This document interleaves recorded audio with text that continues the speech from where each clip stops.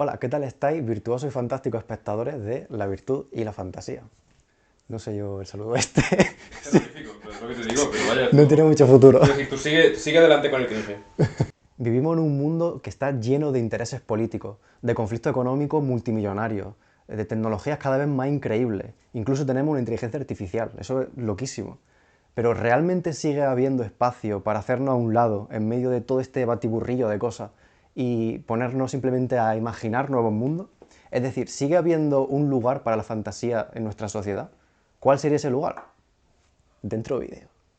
El otro día me encontré con un vídeo del canal Fantasía Visceral, os dejo el enlace en la descripción por si queréis pasaros por allí y dejarle un buen like, y me dio que pensar, ¿cómo es posible que la literatura fantástica siga estando viva en un mundo tan obsesionado con la productividad y el materialismo como el nuestro? Podríamos pensar que la fantasía sigue existiendo simplemente porque resulta rentable vender libros y hacer películas sobre mundo inexistente.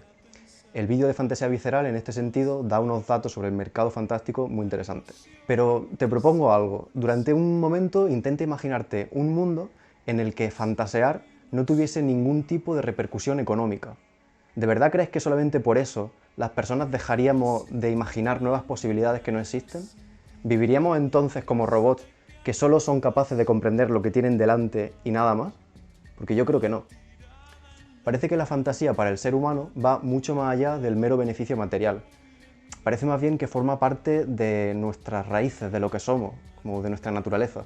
Y bueno, está claro que si nosotros acabamos de darnos cuenta de esto en apenas 3 minutos, pues seguro que muchas otras personas a lo largo de la historia también lo habrán pensado. Pues sí, hoy en día conocemos como idealismo a la corriente de pensamiento que cree que el sujeto crea la realidad a partir de su fantasía. Esto hablando en términos divulgativos y simplificando mucho, pero muchísimo. Y ahí donde lo ves, durante unos 22 siglos, que se dice pronto, 2200 años, casi todo el mundo que se entretenía pensando en estas cosas llegaba a esta misma conclusión idealista, que el mundo en el que vivimos es la fantasía en la que creemos. Pero, como todo en esta vida, los 22 siglos de idealismo también llegaron a su fin, en concreto en el siglo XIX. ¿Por qué? ¿Qué pasó en estos años?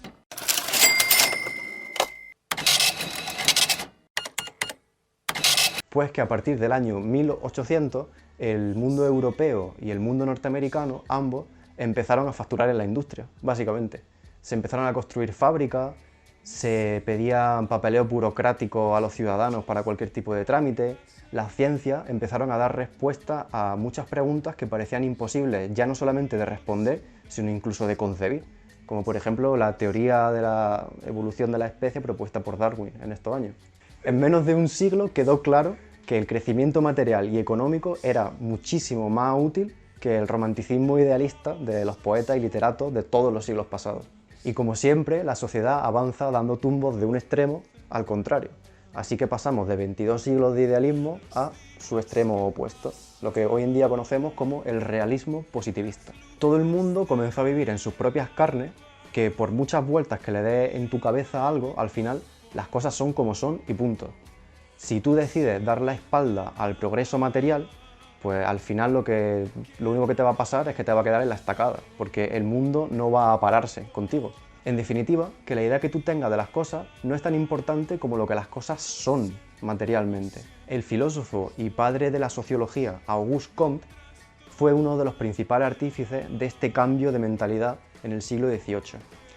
Él creía que la sociedad tiene tres fases. La primera de ellas sería la fase de la infancia, y en ella las personas daríamos explicación al mundo y a la cultura a partir de la creencia en dioses. La segunda fase sería la de la adolescencia, y en ella las personas pues daríamos explicaciones de corte idealista del mundo. Y la tercera y última fase sería la de la madurez, donde las personas solamente creeríamos en aquello que podemos demostrar materialmente mediante un método empírico y científico. La casualidad que lo que el propio Auguste Comte pensaba era el único pensamiento maduro, el tercero, la única verdad, mientras que lo que todos los demás pensaban pues eran pensamientos incompletos, infantiles, adolescentes. ¿Qué cosa? Sin embargo, este afán puramente materialista de Comte le llevó a afirmar cosas como que jamás seríamos capaces de conocer la composición química de las estrellas, porque éstas están a demasiados kilómetros de distancia como para que podamos llegar hasta ellas y comprobar experimentalmente de qué están compuestos. Bueno, pues hoy en día, gracias a la espectrometría, sí que somos capaces de saber la composición de objetos que están a miles, a millones de kilómetros de distancia, como por ejemplo las estrellas. Así que, por supuesto, sin desmerecer a Comte, parece que le faltó algo de imaginación a él mismo. Entonces, ¿cómo puede ser que, a pesar de que la ciencia y el materialismo mueven nuestro mundo, el fantasma del idealismo se resiste a abandonarnos? ¿Qué es la imaginación que es capaz de sobrevivir en un mundo que se esfuerza continuamente por expulsarla? Pues os presento al paladín de la justicia de este vídeo, al señor que nos va a solucionar la vida, a Feuerbach. Hijo de un jurista y criminólogo y una madre ilustrada, Feuerbach nació al inicio justo del siglo XIX.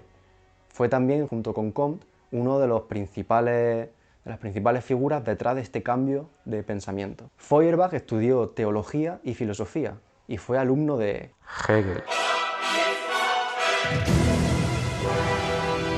Hegel fue el último gran exponente, grandísimo exponente del idealismo a nivel mundial, precisamente porque sus alumnos, entre ellos Feuerbach, le criticaron hasta la médula. En concreto, Feuerbach se dio cuenta de que todas las personas, como seres vivos que somos, dependemos absolutamente de algo que está fuera de nosotros. Por ejemplo, necesitamos ingerir alimentos, beber agua, protegernos de los peligros, y para él todos sabemos intuitivamente que necesitamos algo que está fuera de nosotros para vivir.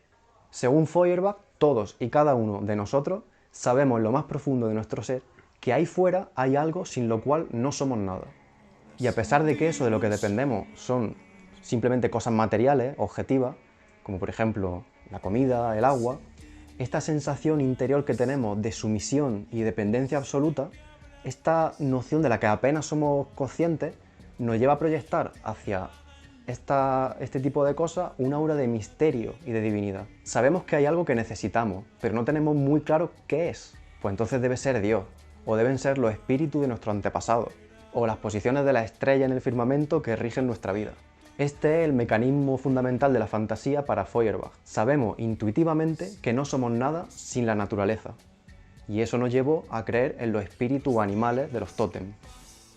Sabemos que no somos nada sin el orden social y la seguridad de la civilización, y eso nos lleva a creer en los dioses con forma de humanos todopoderosos que son los reyes del universo, como los reyes de las ciudades. Siempre que nos dejamos llevar por la intuición de que hay algo ahí fuera más grande que nosotros, terminamos por darle a la realidad objetiva, pues que dependemos del alimento y del agua, un matiz fantasioso de que existe algo sobrenatural ahí fuera que vela por nosotros. Váyatela con Feuerbach, qué tío. El ser humano fantasea con seres sobrenaturales que dan explicación a aquello de lo que dependemos en cada época. Pero en nuestra sociedad actual, en la que ya no tenemos apenas contacto con la naturaleza y vivimos más tiempo online que desconectados de internet, ¿con qué tipo de seres sobrenaturales podemos fantasear? Parece que los espíritus animales totémicos ya no son muy útiles para explicar la sumisión humana de nuestro mundo, ¿no? Tampoco las religiones monoteístas, como la cristiana o el islam, son capaces de seguirle el ritmo a la tecnología. Dios ha muerto y todo eso. Entonces, ¿cuál es la fantasía de nuestro tiempo? Pues vamos a hacer caso a nuestro amiguito Feuerbach y vamos a intentar identificar de qué cosas materiales dependemos hoy en día. Así, a bote pronto, se me ocurren tres: el estatus, la tecnología y el dinero. ¿Y qué fantasía alimentan estas realidades objetivas de las que dependemos? Pues las redes sociales, la ideología política y sí, amigos míos, los productos culturales como los libros de fantasía. Ya sea proyectando en internet la vida que nos gustaría tener, aferrándonos a una concepción concreta de cómo deberían ser las cosas en el mundo y atacando a quien no piense como nosotros, o leyendo un buen libraco de fantasía como El nombre del viento, estamos dando respuesta a la sensación que nos carcome incesantemente por dentro de que hay algo ahí fuera que no conseguimos identificar y que sabemos que necesitamos. El capitalismo sabe esto, si es que el capital puede saber algo, y genera mercancía para alimentar esta necesidad de fantasía del ser humano, sí. Pero el capitalismo no crea esta necesidad de fantasía que tenemos. Esto es algo que forma parte del ser humano y nos lleva acompañando durante más de 22 siglos, sobreviviendo a transformaciones sociales e históricas inimaginables. Vaya historia épica, ¿eh? Un buen viaje del héroe que se está marcando la fantasía humana, aquí donde la vemos. Un viaje que nunca llega a su destino, un viaje que compartimos millones de humanos. los que estamos vivos y los que ya han muerto. Bueno, ¿y ahora qué? Pues nada, que la semana que viene publicamos un nuevo capítulo del podcast, que tenemos un invitado muy especial, nos hace muchísima ilusión traer a nuestro canal y seguramente le conozcáis, así que estad atentos, dale al botón de suscribir y a la campanita. Y recordad que la llama de la fantasía lleva milenios viva, uniendo a cada uno de los individuos de nuestra especie. Que nunca os convenzan de que se ha apagado. Sigamos imaginando, sigamos leyendo fantasía y sigamos abiertos al próximo nuevo mundo que aún nadie ha pensado. Nos vemos.